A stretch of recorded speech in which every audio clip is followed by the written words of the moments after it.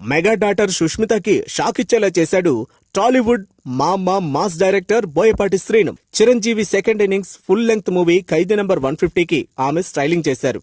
ఆ సినిమాలోని Rattalu item song కోసం మొదట లేడీ ఎమ్మెల్యేగా పాపులర్ అయిన క్యాథరిన్ ను తీసుకున్నారు. కానీ ఆ పాట కాస్ట్యూమ్స్ విషయంలో చిరంజీవి కూతురు సుష్మితకు క్యాథరిన్ కు మధ్య రగడ జరిగింది. దీంతో క్యాథరిన్ అవుట్ అయింది.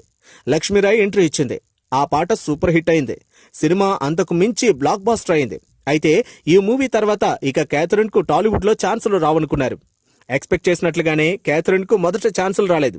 కానీ రీసెంట్ గా సరైనోడు బ్యూటీ క్యాథరిన్ కి పిలిచి మరీ ఛాన్స్ ఇచ్చాడు. అందులోనూ ఐటెం సాంగ్కే కావడం విశేషం.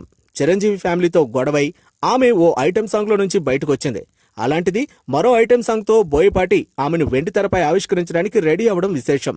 బెల్లంకొండ శ్రీనివాస్ హీరోగా ప్రముఖ దర్శకుడు బోయపాటి శ్రీను తెరకెక్కిస్తున్న సినిమాలో క్యాథరిన్ తో ఐటెం సాంగ్ చేయిస్తున్నారని, ఈ పాట కోసం ఆమెకు 65 లక్షల రెమ్యూనరేషన్ ఇస్తున్నట్లు ప్రచారం జరుగుతోంది. స్టార్ హీరోయిన్లే కోటికి కాస్త అటు ఇటుగా సినిమా మొత్తానికి రెమ్యూనరేషన్ తీసుకుంటున్నారు. అలాంటిది కేవలం ఐటెం సాంగ్కే క్యాథరిన్ ఇంత రెమ్యూనరేషన్ తీసుకోవడం ఇప్పుడు ఇండస్ట్రీ వర్గాల్లో హాట్ టాపిక్ అయింది. చిరంజీవి కూతురుతో గొడవ తర్వాత క్యాథరిన్ గురించి రకరకాల ప్రచారం జరిగింది.